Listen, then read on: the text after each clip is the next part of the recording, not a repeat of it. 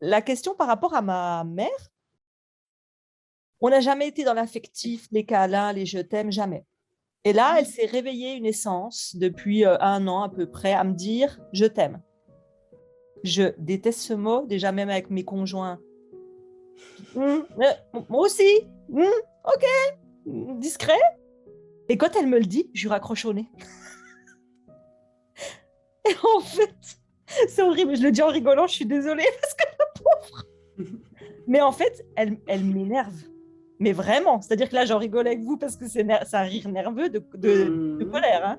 Mhm. Mais quand elle le fait, elle m'énerve parce que je me dis: «Mais ça y est, qu'est-ce qu'elle on n'a jamais été là-dedans et là, elle se réveille à vouloir, "Je t'aime ma fille"» et en fait, ça m'agace. Mhm. Mhm. Entendez bien les parents qui sont en conflit avec leurs enfants et qui s'attendent à ce que leurs enfants pardonnent du jour au lendemain. Entendez bien ce que Aurélie vient de dire. Un jour, ma mère se réveille et elle croit, Mmh. sous prétexte qu'elle a eu une révélation, que moi, je dois faire l'effort d'effacer tout ce qui s'est passé dans le passé. Fuck it. Parce qu'à l'intérieur de moi, il y a tellement de colère, à l'intérieur de moi, il y a tellement de rancune et il y a tellement de souffrance que là, je ne comprends pas ce qui se passe là. Ah, c'est gênant, en fait. Elle me gêne, Elle te gêne, elle t'agace. elle m'agace, elle me dit ça, je fais: «Allez, bonne journée!» Je fais comme si je l'avais pas entendu, je Hmm. parle plus fort qu'elle et je raccroche. Hmm. Comment oses-tu, toi, qui toute mon enfance ne m'a pas reconnue, ne m'a jamais dit que tu m'aimais et n'a jamais pris soin de moi, comment veux-tu que moi, aujourd'hui, sous prétexte que tu as une lubie, ben, je dois changer.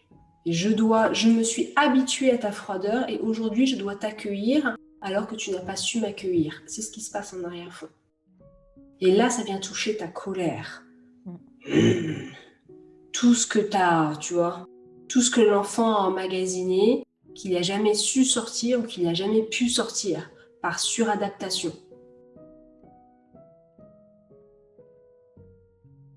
Donc, soit vous avez les adultes qui continuent à être adaptés, moi aussi, qui essayent quand même de faire un effort. Alors, soit ils font vraiment des efforts et ils font semblant jusqu'au moment où ça pète, soit ils font à moitié des efforts et ils lâchent, soit ça fait des adultes qui juste ne sont plus ou ne veulent plus s'adapter et disent stop. Je suis un individu à part, je me suis émancipée, ton truc, tu te le gardes. Oui, c'est comme si, là, quand tu l'as dit, je n'ai pas besoin de cette fausse reconnaissance. C'est la phrase qui m'est venue quand tu as dit ça. Après, je dis pas que c'est pas le cas, hein. Ma mère, franchement, je suis convaincue qu'elle m'aime. Elle a jamais su faire, on lui a pas montré comment Évidemment, faire. bien évidemment, mais l'enfant, on a souffert, tu vois. L'enfant, on en revient un petit peu à cette coquille. L'enfant en a tellement souffert qu'il s'est mis une protection tout autour de lui qui l'empêche de toucher sa souffrance.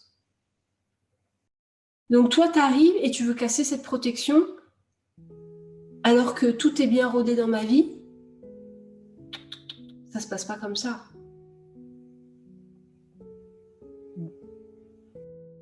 Bah, c'est pour ça que je sais plus qui a dit ça tout à l'heure, mais je me demande, bah, c'était Nanou encore, je crois, si je sais aimer au final, parce que là, je te donne un exemple, ça va être les fêtes de Noël, et j'avoue, ça peut paraître dur ce que je vais dire. Je me dis, je vais y aller, mais je le fais. Ça me fait plaisir quand même d'y aller, mais je le fais pour ma famille et surtout pour ma mère, parce que moi, je n'ai pas besoin de contact physique, forcément, vu qu'on n'a jamais connu ça. Ça fait 10 ans que je suis partie, je vois ma famille 2 fois par an, une semaine. On sait au téléphone, mais j'ai pas besoin de contact physique. Et quand je vais là-bas, j'avoue que j'étais prête à me dire, j'ai besoin de changer d'air, donc je vais aller chez ma meilleure amie qui habite la même ville. Je vais pas dire à personne que je suis là, parce qu'en fait, je ne me vois pas rester 15 jours chez ma mère. J'ai l'impression d'être étouffée. Moi, je suis un peu rebelle, j'aime avoir ma liberté. Et chez ma mère, bah, c'est normal, c'est chez elle. J'ai envie de faire attention à elle. Donc, j'ai l'impression que ça me met plein de contraintes, en fait. Ouais. On en vient à l'émancipation en fait. Tu vois, on en vient à est-ce que je suis encore cet enfant adapté qui veut faire plaisir parce qu'il veut être aimé, parce qu'il ne veut pas décevoir, parce que ceci? Ou est-ce que je suis cet adulte émancipé qui, pour le coup, fait ce qui est bon pour lui d'abord? Le but du jeu, c'est pas d'être complètement égoïste, tu vois, mais le but du jeu, c'est de trouver une limite entre l'autre et soi. Il y a peut-être des choses à régler entre le lien mère-fille, là. Je pense qu'il y a de la rancœur, il y a de la colère, il y a plein de choses qui ont besoin d'être extériorisées. Le lien avec ton père, il est comment? Ah oui, ton père, il est parti, et quand tu étais petite? Mes parents, c'est-à-dire? Quand tu étais petite, le lien avec ton père, il était comment? Ah, mon père, il était là de temps en temps et quand il était là, il criait. Il ne savait pas parler. On ne communiquait pas. Et ma mère, c'était le tampon qui ne dit rien, qui laisse tout passer, qui se met entre mon père et nous, parce que nous, on a tous des gros caractères, les enfants. Et mon père, gros caractère, donc ma mère, très douce, tampon toute sa vie, quoi. Ok. Et mon père, aujourd'hui, moi, je considère qu'il est mort, même s'il n'est pas mort physiquement. Normalement, il est en vie. Ok. Donc, il y a aussi ce truc de j'enterre un peu l'autre avant qu'il meure, quoi. Avant qu'il parte. Ouais, je sais pas. Par rapport à ma mère, tu veux dire? C'est-à-dire, je coupe déjà un peu avant. Tu coupes un peu, ouais. C'est possible. Ouais. Donc il y a aussi une protection, hein. J'ai pas envie d'ouvrir ou j'ai pas envie de laisser rentrer certaines personnes dans ma vie, voire même j'ai pas envie de laisser rentrer ma famille dans ma vie à nouveau, parce qu'ils ont foutu tellement le bazar dans mon cœur que j'ai appris à les extérioriser et à mettre du plâtre tout autour. Oui, je pense. Donc tu vois, c'est un peu la même métaphore qu'avec Anne. Et pour le coup, comment je fais pour réouvrir ce cœur tout en sachant mettre des limites, tout en laissant rentrer des personnes. Tu vois, il y a tout un truc là. Comment accepter ma vulnérabilité, comment dépasser cette peur d'être blessée à nouveau, dépasser cette peur qu'on vienne remettre du bazar, etc. etc. Souvent, les personnes qui n'arrivent pas à être en couple, ce qu'ils disent, c'est « mais je suis exigeant ». Pas que vous êtes exigeant, c'est que vous êtes blessé. Et moi aussi, hein, je suis exigeante. Mais cette exigence, elle vient surtout du fait qu'il y a un bon plâtre et avant que je te laisse rentrer, faut que tu fasses tes preuves, quoi. Par contre, quand je te fais rentrer, je te fais rentrer. Mais, et encore, je peux des fois t'extérioriser parce qu'il y a des peurs et autres.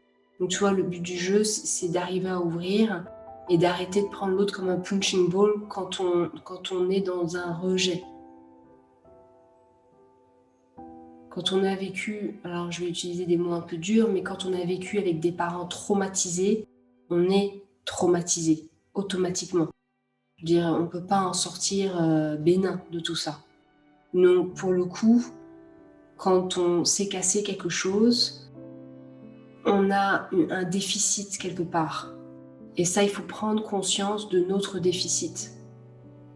Trop souvent, on veut tout guérir, mais on ne peut pas tout guérir. Il y a des choses qu'on ne peut pas guérir.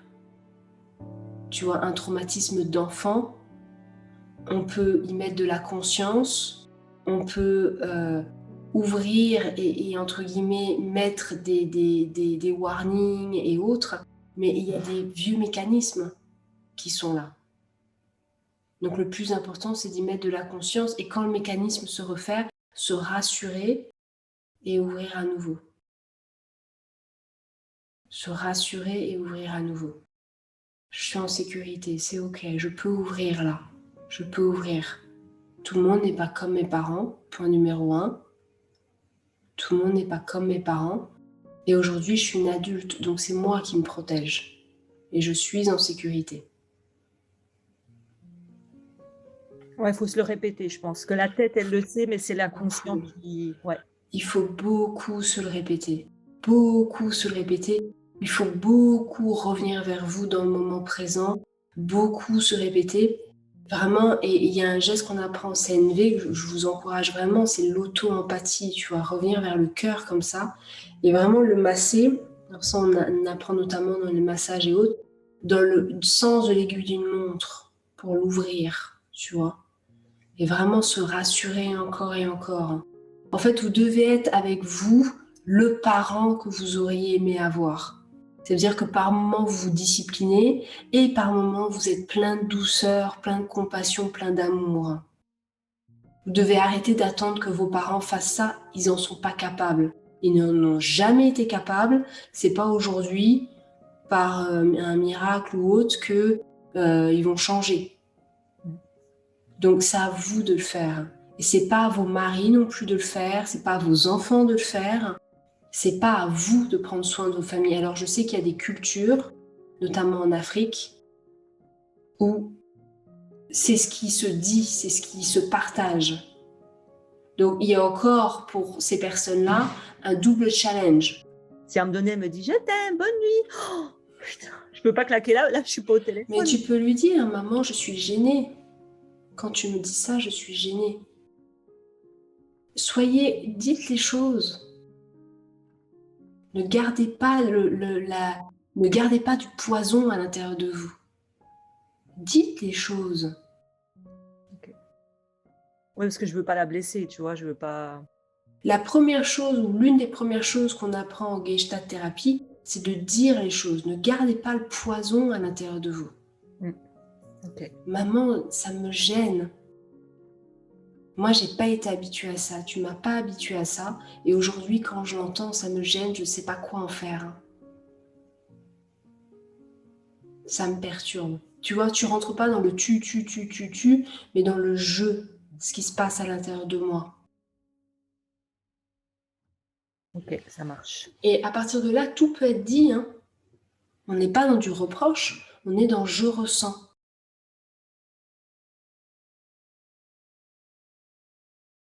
Dites les choses. Ne gardez pas le poison. Ok ? Ok, merci à toi. Merci Aurélie. C'est pas évident parce que quand on fait du développement personnel ou quand on va dans des guérisons profondes comme ça vient soulever plein de choses. Donc non seulement il faut gérer notre guérison, nos émotions, nos prises de conscience, nos douleurs, on a besoin de gérer tout ça, mais en plus de ça, on doit gérer le comportement des autres en face. Donc des fois, il faut prendre un peu de recul aussi. Moi, je sais que quand j'ai fait toutes ces périodes de guérison, je prenais des nouvelles de personne. J'avais besoin d'être avec moi. Et c'était important d'être avec moi. Ensuite, je me suis réouverte. Je ne suis pas en train de vous dire que vous devez faire ça, mais c'est compliqué parce qu'on est fragile et on découvre de nouvelles choses chez nous, des nouvelles parties de nous qui sont fragiles, vulnérables, et on a besoin déjà de s'adapter à elles. C'est vrai. Tu vois, et tu connais les ancrages. Dès qu'on voit nos parents, il y a des vieux ancrages qui ressortent. Tout le monde ressort son costume, quoi. Et ensuite, on se dit, mais pourquoi je me suis fait mal? Tu vois? Ouais. Merci. Merci à toi.